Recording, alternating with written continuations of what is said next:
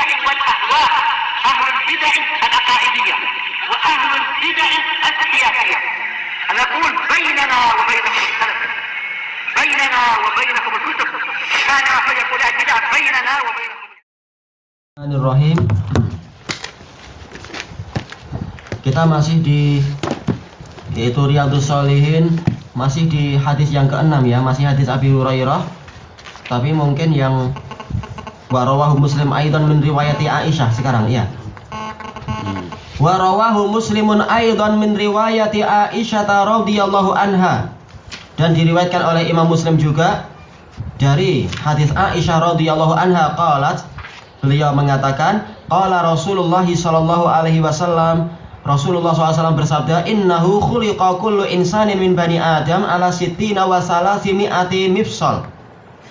Sesungguhnya, haknya adalah dhamirus sya'an, sesungguhnya setiap manusia itu diciptakan, manusia dari bani Adam itu diciptakan memiliki 360 sendi.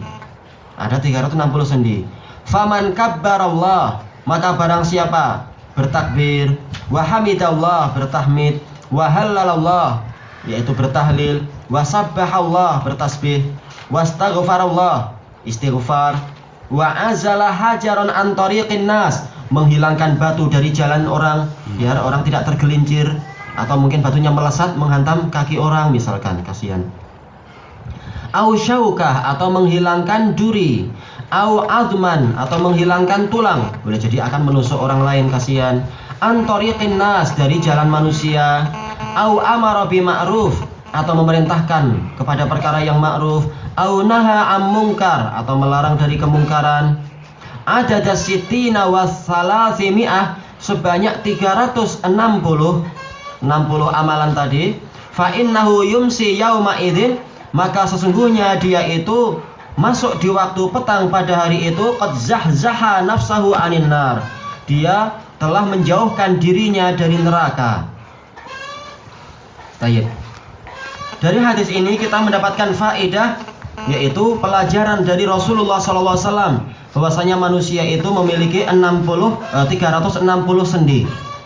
Ini menunjukkan bahwasanya ajaran Islam itu lengkap, tanpa orang harus maksiat, melihat aurat orang lain, buka-buka ini dan itu. Rasulullah sudah mengajarkan, dan intinya bukan untuk apa berdalam-dalam mengetahui setelah itu selesai, bukan.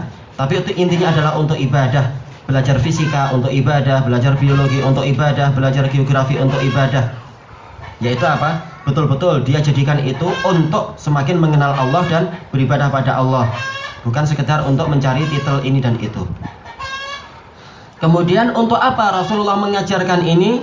Yaitu apa? Manusia itu memiliki kewajiban yang besar sehari semalam, yaitu apa? Dia wajib untuk menyelamatkan dirinya, menebus dirinya dari neraka, setiap sendi-sendinya itu. Sebagaimana dalam hadis yang lain, kullu sulama minan nasi alaihi shadaqah kulla yaumin tatlu'u fihi syams.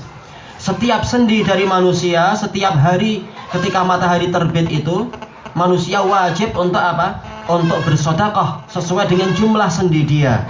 Juga bagaimana dalam hadis yang lain, apa itu? Kullun nas yaghdu fa fa'i'u nafsah. Setiap manusia itu masuk di waktu pagi dan dia menjual dirinya sendiri. Fa mu'tiquha au mubiquha. Dia membebaskan dirinya dari neraka dengan banyak-banyak sedekah, atau dia yang menjatuhkan, membinasakan dirinya ke dalam neraka. Karena apa? Waktunya tidak dipakai untuk apa? Menebus dirinya. Setiap hari dia wajib untuk menebus diri. Karena boleh jadi kemarin dia sudah ditebus, tapi hari berikutnya boleh jadi dia apa? Dia punya kemaksiatan dan dia belum dijamin masuk surga dan seterusnya. Maka sungguh rugi orang-orang yang sebenarnya dia punya kewajiban sebesar ini, setiap hari harus memiliki 360 sedekah, menjalankan itu, ternyata dia malah sibuk dengan apa? Nonton TV, atau sibuk dengan main bola, sibuk menghabiskan umurnya untuk perkara-perkara yang tidak berguna dan seterusnya. Padahal tugasnya banyak setiap harinya itu dari Allah Ta'ala. Sebagaimana nikmat dari Allah juga setiap saat itu tidak habis dari dia, bukan hanya satu nikmat. Tayyib. Maka kemudian Rasulullah SAW setelah menyebutkan kewajiban ini, beliau menyebutkan bagaimana cara untuk menebus diri itu, bukan dengan syariat buatan sendiri, tapi ajaran dari Rasul. Ini menunjukkan bahwasanya apa? Beribadah itu tauqifiyah, ada jalannya. Menebus diri bukan dengan cara-cara yang lain, tapi dengan cara yang diajarkan. Yaitu apa? Bertakbir, bertahmid, bertahlil, bertasbih, istighfar. Itu adalah zikir-zikir untuk apa? Untuk menebus diri. Juga apa? Menghilangkan gangguan dari jalan orang. Itu juga apa? Untuk menebus diri. Dan telah disebutkan oleh Imam Ibnu Utsaimin rahimahullah, kalau menghilangkan gangguan dari jalan orang secara fisik saja ini menyebabkan kita selamat dari neraka, bagaimana kalau kita menghilangkan gangguan di dalam jalan spiritual mereka? Kita hilangkan syubhat yang mengganggu mereka, kita hilangkan apa?